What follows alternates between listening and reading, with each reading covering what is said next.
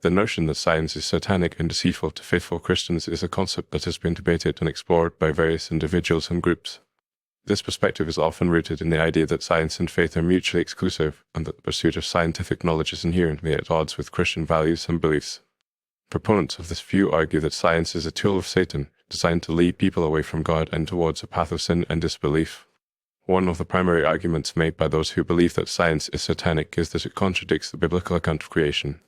The theory of evolution, which is a fundamental concept in modern biology, suggests that humans and other species evolved over time through a process of natural selection and genetic variation. This is seen as being in direct conflict with the biblical account of creation, which states that God created the universe and all living things in 6 days. According to this view, the fact that science disagrees with the Bible is evidence that science is lying to faithful Christians and attempting to undermine their faith.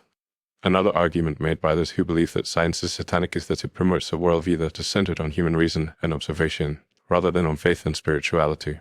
Science relies on empirical evidence and the scientific method to develop and test hypotheses, which is seen as being in conflict with the idea that faith and revelation are the primary sources of knowledge and understanding.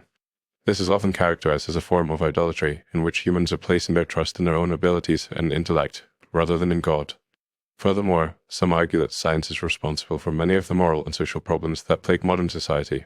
The advancement of science and technology has led to the development of many new technologies and innovations, some of which have been used for destructive purposes, such as nuclear weapons and abortion. This is seen as evidence that science is not only satanic, but also morally corrupt and responsible for leading people away from God's teachings. However, it is essential to note that this perspective is not universally accepted among Christians, and many people of faith see science and religion as complementary, rather than conflicting, worldviews.